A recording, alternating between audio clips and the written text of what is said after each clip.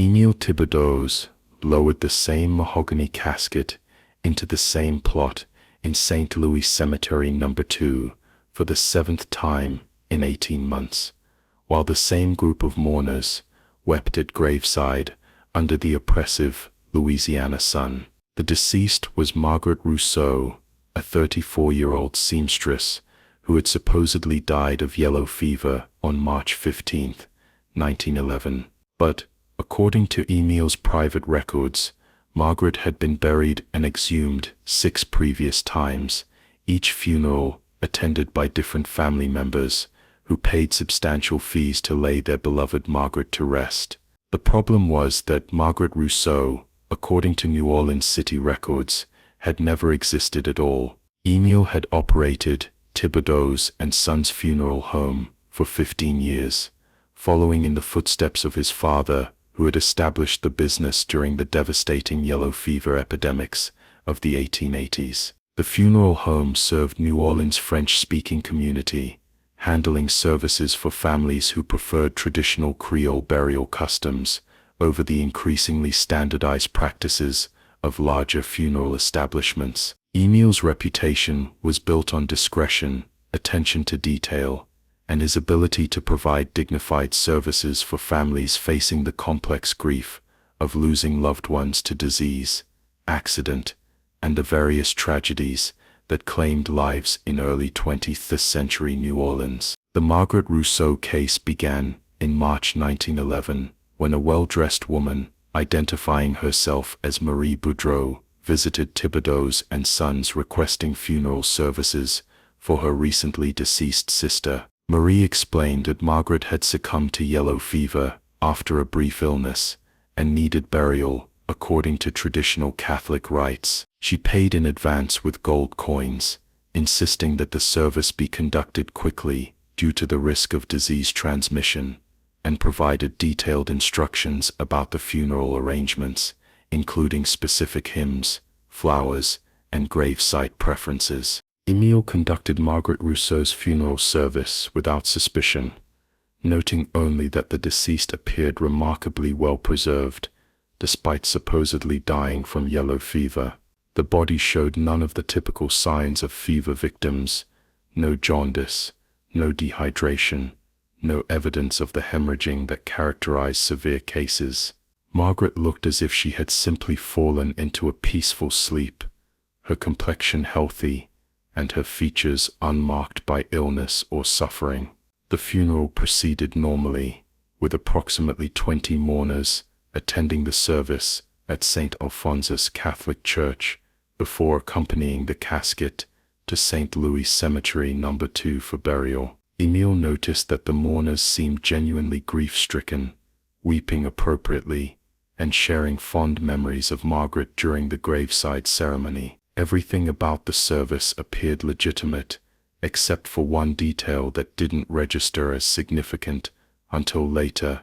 None of the mourners provided their full names when signing the funeral register, offering only first names or initials. 3 months after Margaret's burial, Émile received an unusual request from the New Orleans Health Department. Dr. Henry Landry, a physician investigating disease patterns in the French Quarter, needed to exhume Margaret Rousseau's body for medical examination. Yellow fever cases had been increasing in the area where Margaret had supposedly lived, and health officials wanted to study tissue samples from recent victims to better understand transmission patterns and develop more effective treatments. When Émile opened Margaret's grave for the health department examination, he discovered that the casket was empty. The expensive mahogany coffin that had been buried 3 months earlier contained only the silk lining and pillow, with no trace of the body that had been placed inside. There were no signs of grave robbing,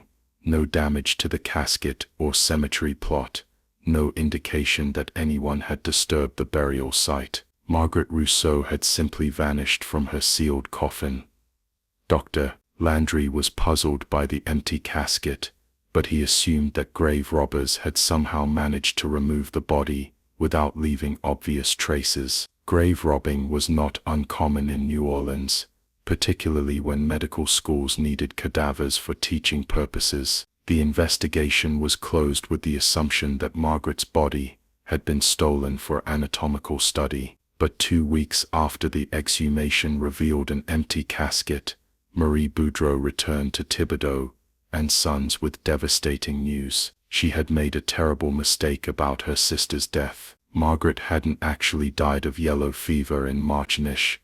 That had been a false alarm, caused by a doctor's misdiagnosis. Margaret had recovered from her illness and had been living quietly with relatives in Baton Rouge. But now, tragically, Margaret had genuinely died, this time from pneumonia, and needed proper burial services. Marie provided a death certificate from a Baton Rouge physician and paid for a second funeral service, explaining that the family wanted to ensure Margaret received appropriate religious rites after the confusion surrounding her previous burial. She brought what appeared to be Margaret's body, wrapped in traditional burial shroud, and requested that the second funeral be conducted with the same attention to detail as the first service. Émile was disturbed by the coincidence of conducting funeral services for the same person twice within 4 months, but Marie's explanation seemed plausible given the sometimes unreliable nature of medical diagnosis in rural Louisiana. He conducted the second funeral service,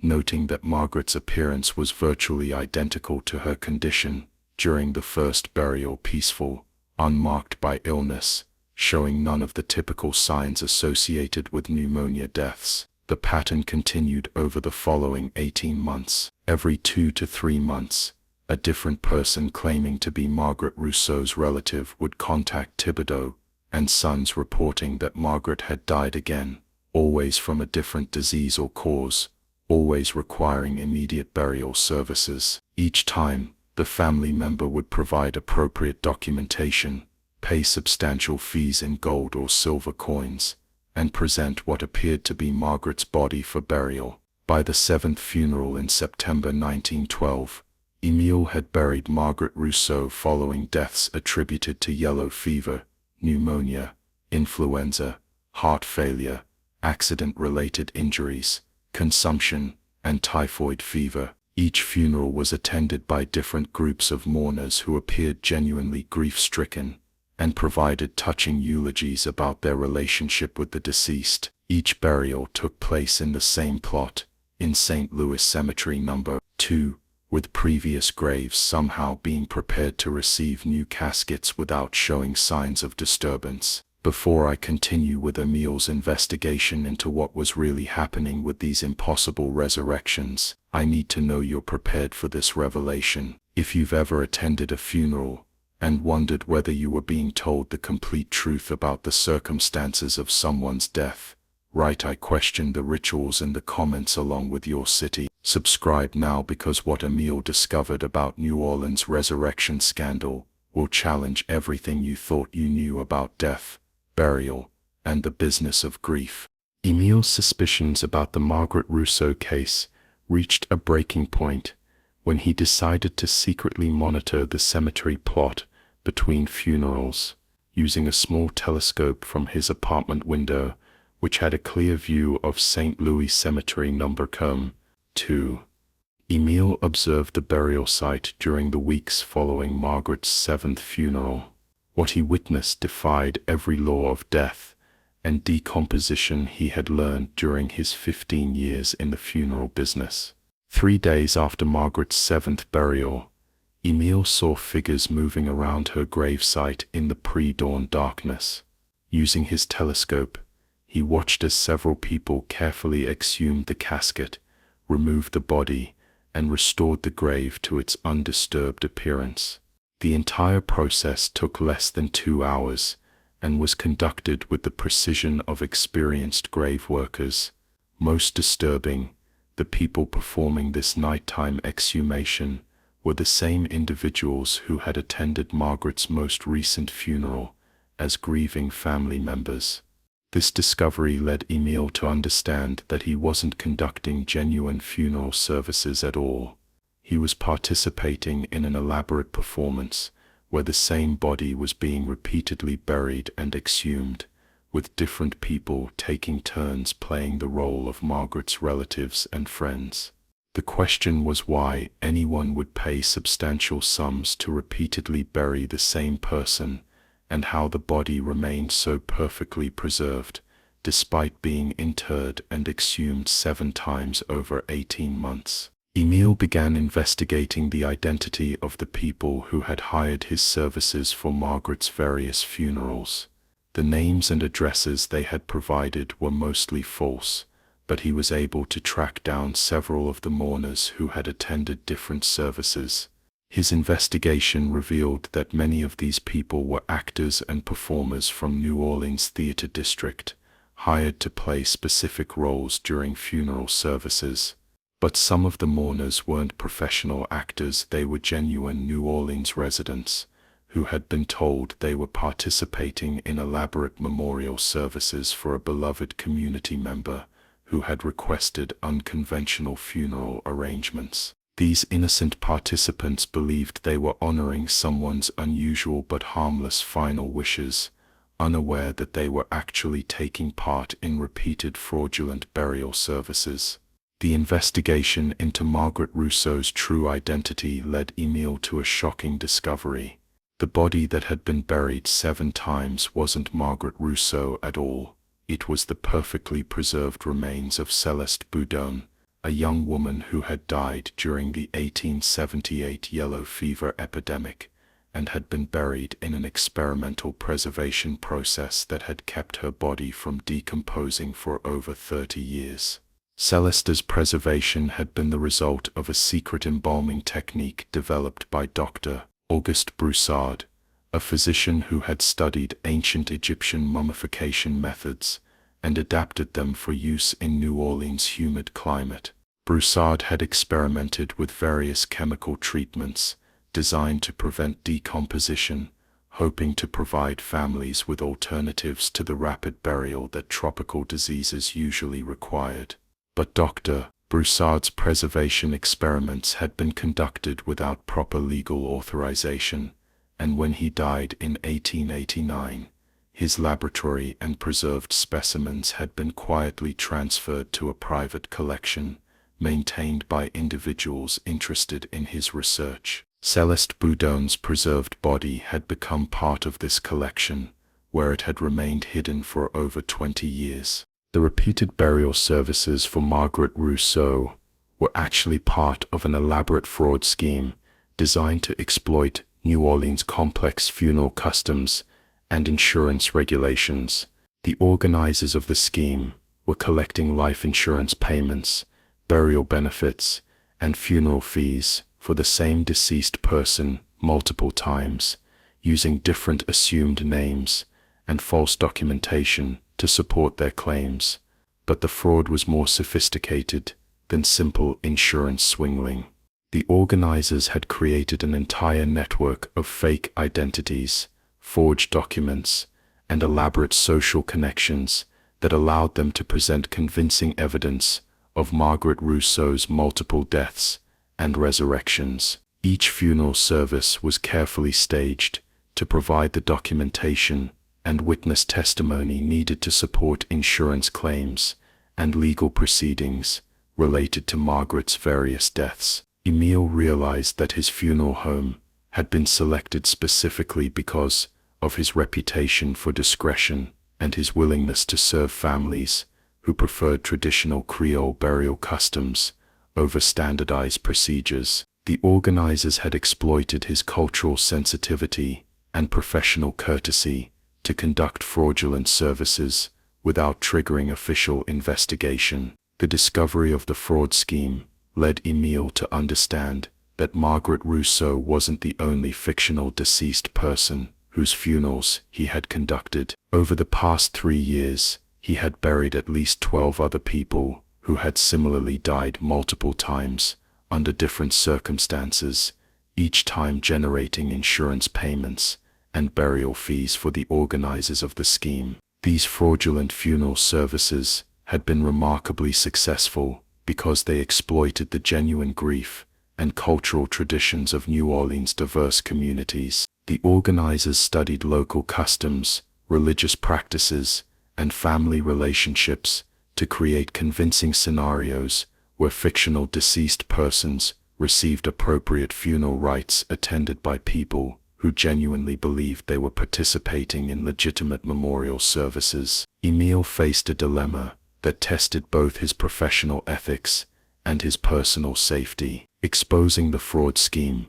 would protect future victims and restore integrity to New Orleans' funeral industry, but it would also reveal that he had been unknowingly facilitating insurance fraud and document forgery for several years. The organizers of the scheme had carefully constructed the fraud so that participating funeral directors would appear complicit in criminal activity, even if they had been manipulated without their knowledge. More dangerous, Émile's investigation had revealed that the fraud scheme was connected to several of New Orleans' most prominent families and business leaders. The insurance payments and burial fees weren't just providing profit for small-time criminals, they were generating substantial funds that were being used to finance political campaigns, real estate development, and other legitimate business ventures that gave the fraud organizers significant influence in city government and law enforcement. The decision to expose the scheme became urgent when Émile learned that the organizers were planning to expand their operations to other cities throughout Louisiana and Mississippi. The success of the New Orleans fraud had attracted attention from criminal networks in other regions, all of whom wanted to replicate the system of repeated funeral services for preserved bodies and fictional deceased persons. Émile chose to risk his professional reputation and personal safety by gathering evidence that would expose the entire fraud network. He began secretly documenting the funeral services he conducted, photographing attendees, recording conversations, and maintaining detailed records of payments and documentation provided by clients. This evidence gathering required extreme caution because the fraud organizers were monitoring funeral directors for signs of suspicious behavior.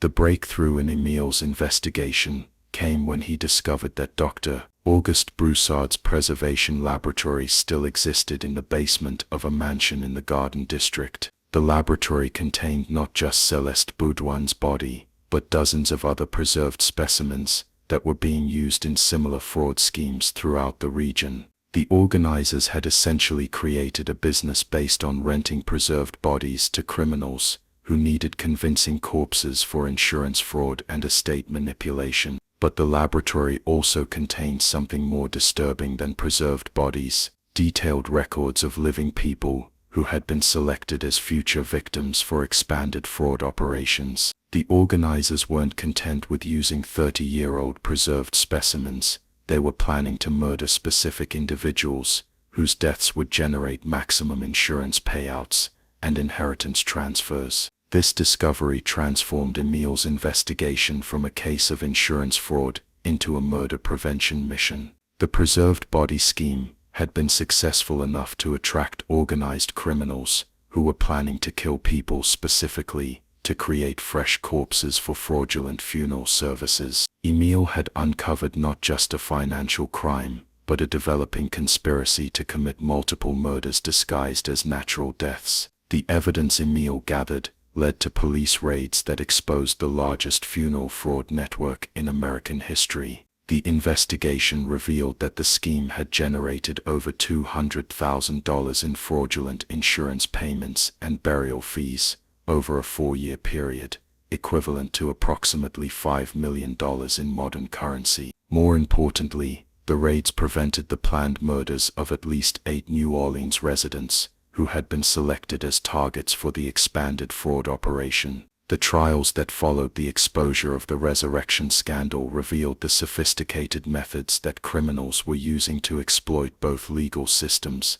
and cultural traditions for financial gain. The fraud organizers had studied insurance regulations, burial laws, and religious customs to create schemes that were both highly profitable and extremely difficult to detect through normal oversight procedures. But the most significant impact of the scandal was its demonstration of how criminal organizations could manipulate genuine community relationships and cultural practices to facilitate fraud. The mourners who attended fraudulent funeral services weren't just hired actors. Many were well-meaning community members who had been deceived into providing unwitting assistance to criminal enterprises. Émile's role in exposing the resurrection scandal led to his recognition as a hero within New Orleans' funeral industry, but it also resulted in lasting changes to his business and personal life. The revelation that his funeral home had been used for fraudulent services damaged his reputation among some community members,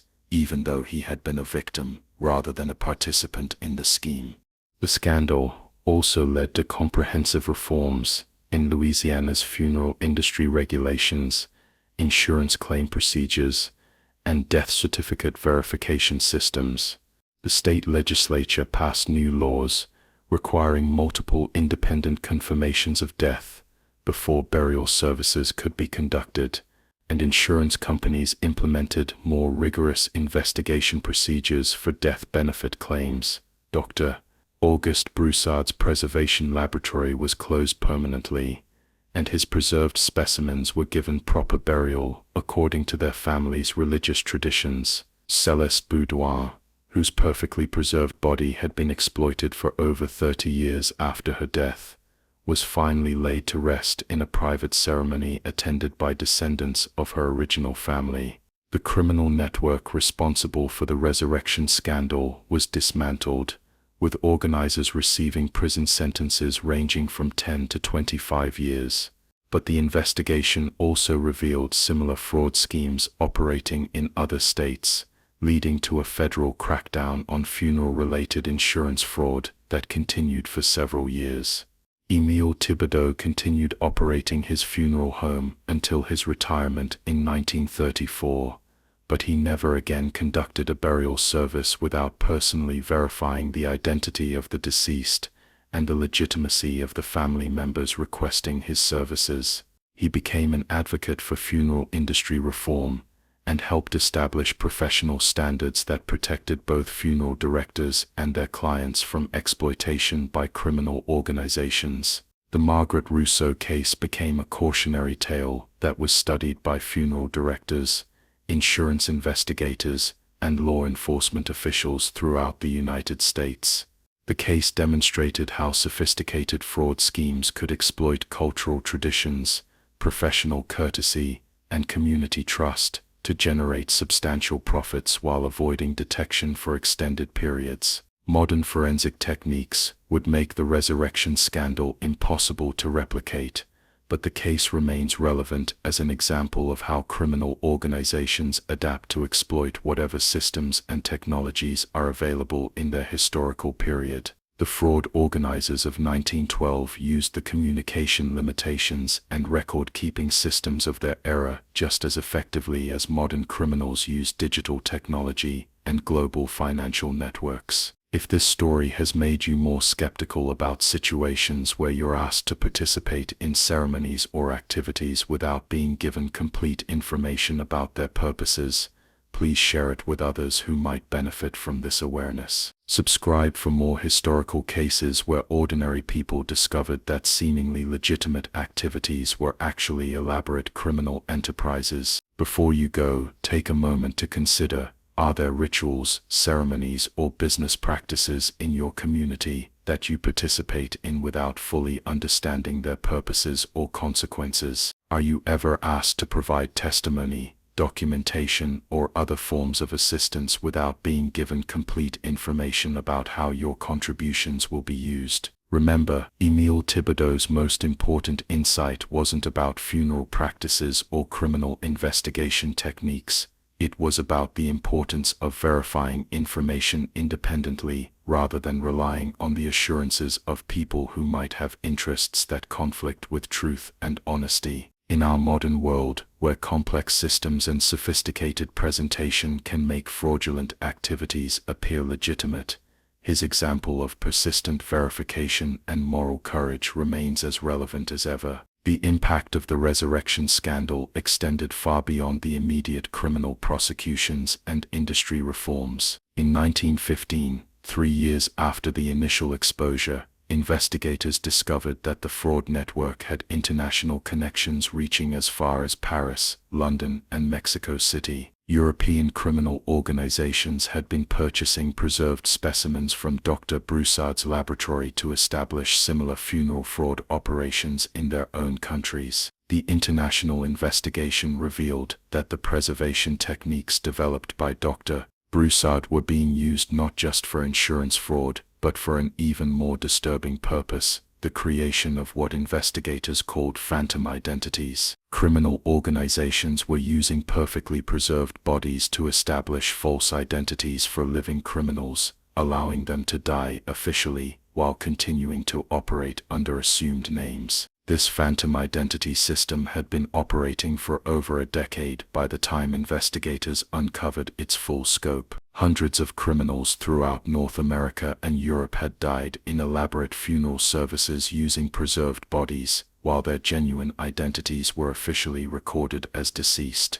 This allowed them to escape prosecution for previous crimes and establish new criminal enterprises without interference from law enforcement agencies that believed they were dead. But the most shocking discovery came when investigators realized that some of the preserved bodies being used for phantom identity creation weren't ancient specimens like Céleste Boudouin. They were recent murder victims whose bodies had been treated with Dr. Broussard's preservation techniques immediately after death, then used repeatedly in fraudulent funeral services across multiple countries. The investigation into these recent murders led to the discovery of what prosecutors called the body trade, an international network that kidnapped people specifically to kill them and used their preserved remains for criminal purposes. The victims were selected based on physical characteristics that would be useful for particular fraud schemes, then murdered using methods that wouldn't damage their appearance or interfere with preservation processes. Émile's detailed records from the Margaret Rousseau case became crucial evidence in prosecuting this international criminal network. His photographs of funeral attendees, documentation of payment methods, and careful observations of preservation techniques provided law enforcement with the information needed to trace connections between New Orleans fraud operations and similar schemes in other countries.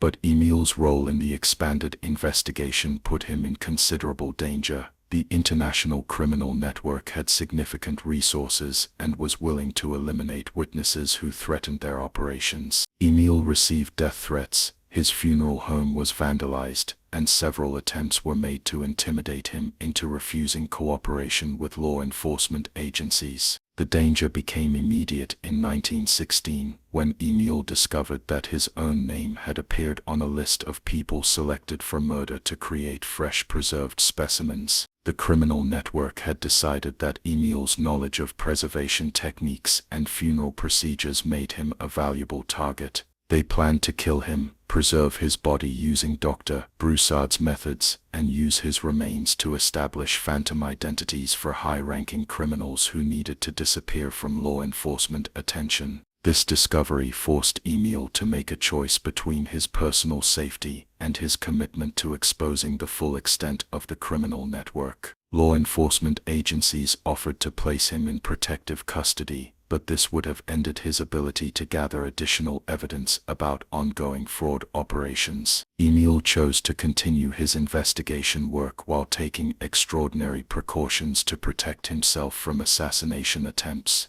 Working with federal investigators, Émile developed a plan to infiltrate the criminal network by posing as a corrupt funeral director willing to participate in body trade operations. This undercover work required him to attend secret meetings, negotiate prices for preserved specimens, and demonstrate knowledge of preservation techniques that would convince criminals he was a valuable addition to their organization. The undercover operation was extremely dangerous because it required Émile to interact directly with people who had ordered his death and were actively planning to murder him for his body. But his performance was convincing enough that the criminals began trusting him with information about their most sensitive operations, including the locations of preservation laboratories and the identities of murder victims whose bodies were being used for phantom identity creation. The information Émile gathered during his undercover work led to coordinated raids in 7 countries that dismantled the international body trade network. Over 200 criminals were arrested,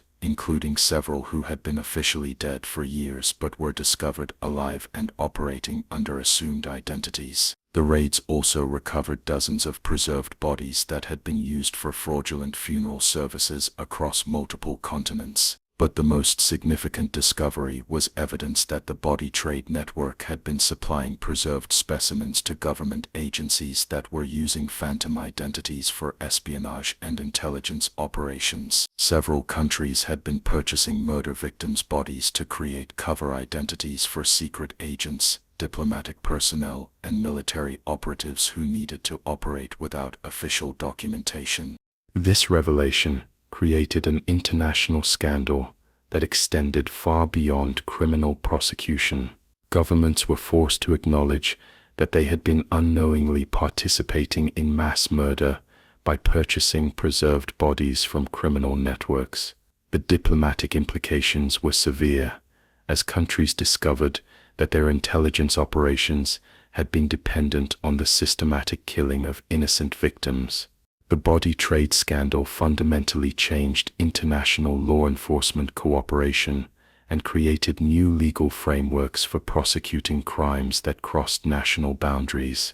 The case established precedents for treating systematic murder for profit as crimes against humanity and created international protocols for investigating criminal networks that exploited differences between countries' legal systems. Émile's work during the undercover investigation earned him recognition from law enforcement agencies throughout North America and Europe, but it also left him with lasting psychological trauma from his exposure to systematic murder and body desecration.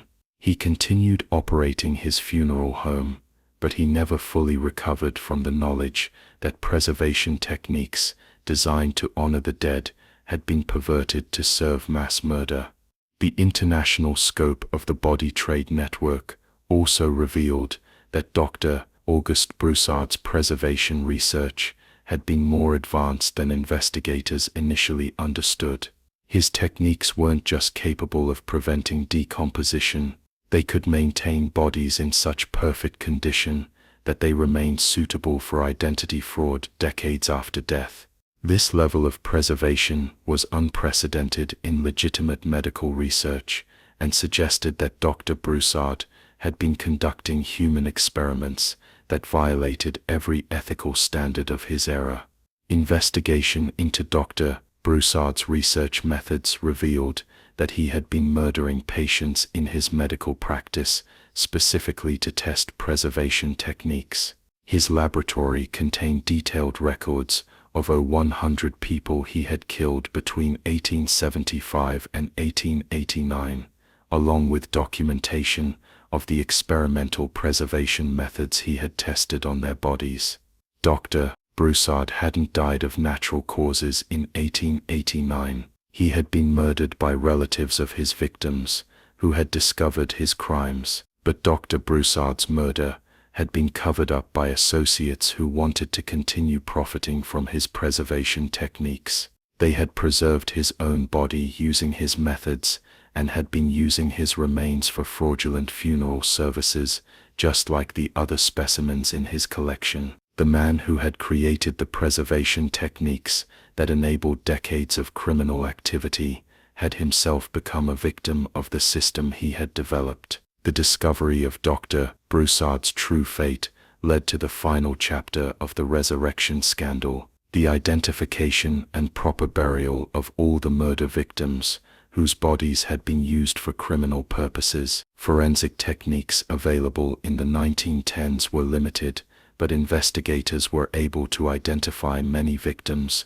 through dental records, jewelry, and personal effects that had been preserved along with their bodies. Each identified victim received a proper funeral service conducted by legitimate funeral directors who donated their services to honor people who had been denied dignity in death. These memorial services were attended by community members who wanted to acknowledge the humanity of individuals who had been treated as criminal commodities for decades. The restoration of dignity to Dr. Broussard's victims became a model for how communities could respond to mass murder cases where victims had been dehumanized and exploited after death. The memorial services served not just as religious ceremonies, but as public acknowledgments that the victims had been real people with families, friends, and communities who mourned their loss. Émile participated in many of these memorial services, using his expertise to ensure that each victim received burial rites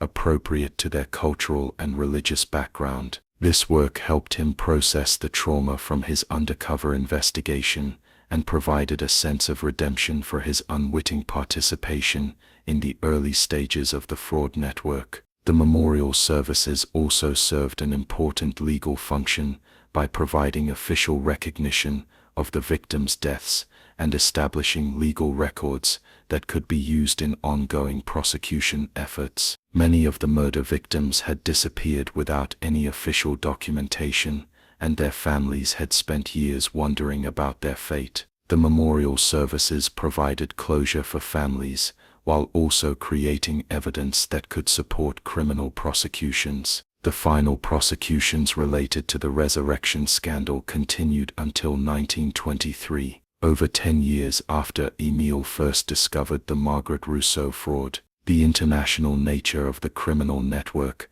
and the complexity of the evidence made prosecution extremely challenging, but the sustained effort ultimately resulted in convictions that dismantled the entire body trade system. The legacy of the resurrection scandal extended far beyond criminal justice outcomes. The case became a foundational example in the development of international law enforcement cooperation, forensic science techniques, and ethical standards for medical research involving human subjects. Legal scholars and law enforcement officials studied the case for decades as an example of how sophisticated criminal networks could exploit legal and technological systems across multiple countries. But perhaps the most important legacy was the establishment of victim rights protections that ensured human remains would be treated with dignity, regardless of the circumstances of death. The revelation that murder victims had been exploited for decades after their deaths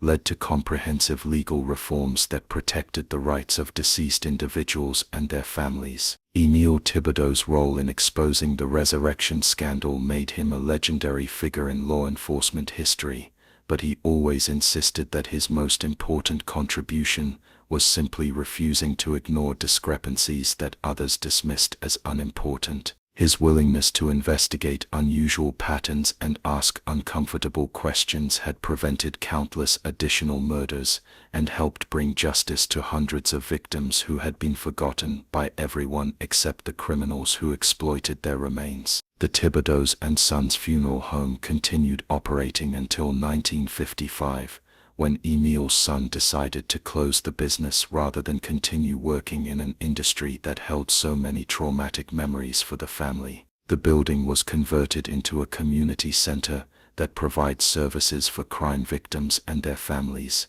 continuing Émile's legacy of helping people who had been harmed by criminal violence. Today, the resurrection scandal is remembered as a turning point in the development of international criminal law and forensic science. But it's also remembered as an example of how ordinary people with specialized knowledge can uncover criminal networks that exploit the trust and traditions of entire communities. Émile's story reminds us that the most important detective work often begins with paying attention to details that don't quite make sense and having the courage to investigate when something feels wrong. The case also demonstrates how criminal organizations adapt to exploit whatever systems and technologies are available in their historical period. The preservation techniques that seemed miraculous in Dr. Broussard's era became tools for sophisticated fraud schemes that operated across multiple continents. Modern criminal networks use different technologies, but the fundamental patterns of exploitation remain remarkably similar. If this story has inspired you to pay closer attention to unusual patterns in your own community, or to ask more questions when something doesn't seem quite right, please share it with others who might benefit from this awareness. Subscribe for more historical cases where individual curiosity and professional expertise uncovered criminal networks that had been operating hidden in plain sight for years or decades. Before you go, consider this. Are there activities, businesses, or institutions in your community that everyone seems to accept without question, but that might benefit from more careful examination? Are there patterns of behavior or unusual coincidences that you've noticed but dismissed as unimportant? Émile Thibodaux's experience reminds us that the most dangerous criminal activities often hide behind facades of respectability and tradition. Remember, Émile's most valuable skill wasn't his knowledge of funeral practices or criminal investigation techniques. It was his willingness to trust his instincts when something felt wrong, and his persistence in gathering evidence even when it put him at personal risk. In our modern world where sophisticated presentation and official documentation can make almost any activity appear legitimate, his example of skeptical investigation and moral courage remains as relevant as ever. Next week we'll explore another case where someone's professional expertise and willingness to question accepted practices exposed a criminal network that had been operating successfully for decades. Until then, remember that protecting your community sometimes requires asking uncomfortable questions about activities that everyone else seems to accept as normal, and that the most convincing criminal operations often succeed precisely because they appear so legitimate that no one thinks to investigate them.